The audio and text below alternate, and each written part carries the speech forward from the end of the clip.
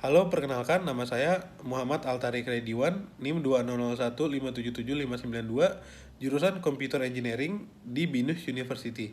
Saya mengikuti kelas Fisika 1 bersama Bapak Daniel Patrika Huta Barat di kelas L40 dan mengikuti UTS di semester ini.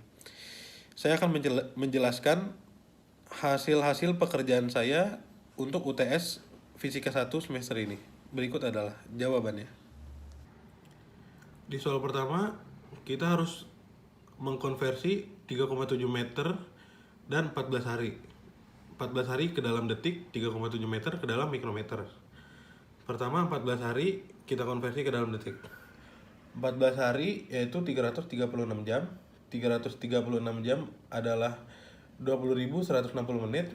20.160 menit adalah 1.209.600 detik. Untuk meternya kita ubah 3,7 meter ke dalam mikrometer. 3,7 meter adalah 3.700.000 mikrometer. Perhitungannya yaitu mikrometer per second. Untuk itu kita memasukkan angka dari satuan mikrometer dan angka dari detik. 3.700.000 mikrometer dibagi 1.296.000 detik. Hasilnya adalah 3,06 mikrometer per detik. Di sini kita bisa lihat di soal vektor A memiliki magnitudo 6 unit, vektor B memiliki magnitudo 7 unit, dan A dan B memiliki nilai 14. Berapakah sudut antara arah A dan B? Kita bisa lihat dari jawaban saya. Diketahui A adalah 6, B adalah 7. Nah, di sini saya sama dengankan B dengan V. Karena di rumus saya menggunakan V. Di sini diketahui juga A kali B sama dengan 14. Rumus yang dipakai adalah cos theta sama dengan A kali V dibagi vektor A dikali vektor V. Nah, di sini karena sudah diketahui A kali B atau A kali V adalah 14, jadi masukkan saja angka A dan angka V. Langsung ditemukan 14 dibagi 6 dikali 7. Hasilnya adalah 14 per 42. Ini bisa langsung dibagi 14. Hasilnya sepertiga. Nah, di sini cos theta adalah sepertiga. Ini kita substitusi cosnya di bagian sepertiga, jadi theta sama dengan cos inverse sepertiga. Hasilnya adalah 70,528 derajat. Nah, di soal nomor 3 diketahui S total adalah 300 km. S1 adalah 100 km, V1 adalah 100 km per jam, S2 adalah 40 km, dan V2 adalah 40 km per jam. Di sini saya buat timeline untuk mengetahui jarak-jarak yang dipakai dan apa yang diketahui dari soal. Rumus yang kita pakai adalah V sama dengan S per T. Yang dicari adalah T-nya, T1 dan T2 dulu. Di sini sudah ditulis T1 sama dengan S1 per V1 sama dengan 100 per 100 karena S1 dan V1 nya 100, dan T2 sama dengan S2 per V2 karena S2 dan V2 nya 40. Jadi kita mendapatkan T1 dan T2 nya 1 jam. Di sini saya tulis, maka pada 140 km pertama ditempuh dengan jarak waktu 2 jam. Dan di sini ada waktu yang tersisa sama dengan 1 jam 15 menit. Jarak yang tersisa 160 km.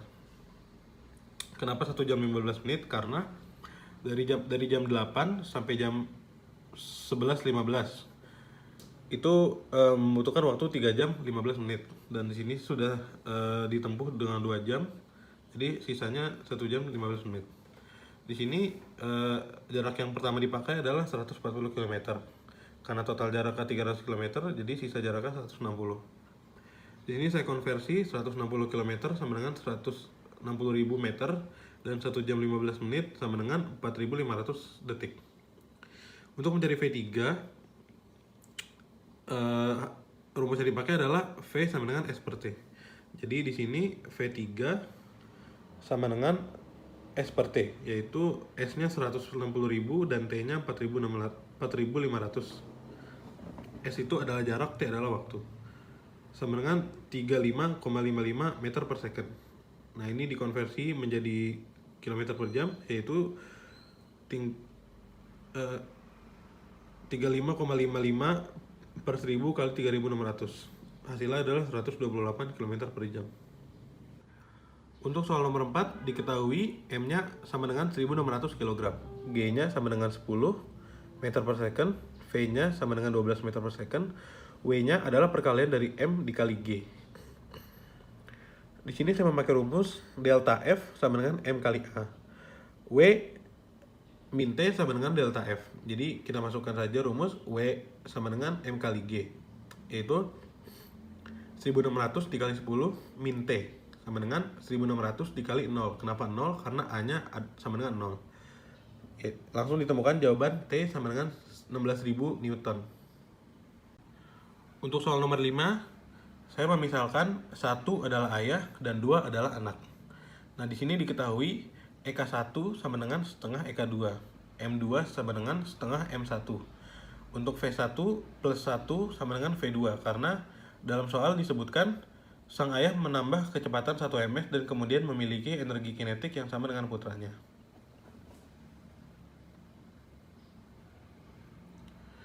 Ya, nah, yang ditanya adalah V1. Nah, di sini saya memakai rumus EK1 sama dengan setengah EK2. Nah, di sini tinggal dimasukkan saja rumusnya.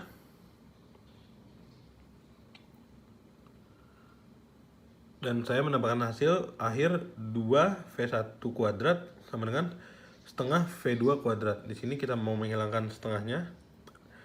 Kita kalikan 2 semuanya. Setelah itu mendapatkan 4V1 kuadrat sama dengan V2 kuadrat. Nah, untuk menyederhanakan, kita kalikan akar 2 atau diakarkan 2. Jadi kita mendapatkan hasil 2V1 sama dengan V2. Sama halnya dengan rumus persamaan yang di atas. Di persamaan kedua ini saya menggunakan hal yang sama dan mendapatkan hasil akhir 2V1 per akar 2. Nah, untuk hasil akhirnya V1 plus 1 sama dengan V1 akar 2. Disubstitusikan. Jadi akar 2 min 1 dikurungkan dan dikali V1 sama dengan 1. V1 sama dengan 1 per akar 2 min 1. V1 sama dengan akar 2 plus 1 sama dengan 2,4 meter per second. Untuk soal nomor 6 diketahui V0 sama dengan 0, G sama dengan 10 ms, H ini adalah H di mana pemain ski mulai menuruni lereng. Delta ini adalah sudut lompatan lereng.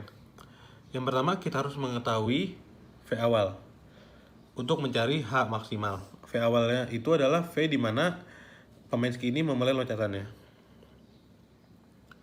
Untuk mencari V awal, saya menggunakan rumus V awal kuadrat sama dengan V0 kuadrat plus 2 kali G kali H.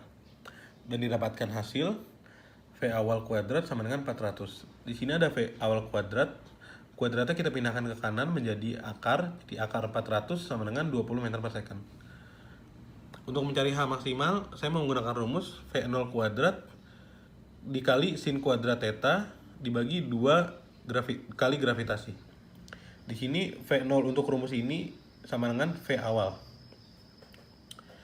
Jadi saya memasukkan apa yang sudah diketahui, 20 kuadrat dikali sin kuadrat 28 dibagi 2 kali 10. Di sini 20 kuadrat hasil 400, sin kuadrat 28 sama dengan 0,2204 dibagi 20. Di sini bisa dicoret 20 dan 400-nya. Jadi 40 kali 0,2204. Hasilnya H maksimalnya adalah 4,408. Tadi adalah video dari pekerjaan UTS saya yang sudah saya kerjakan. Terima kasih telah menonton.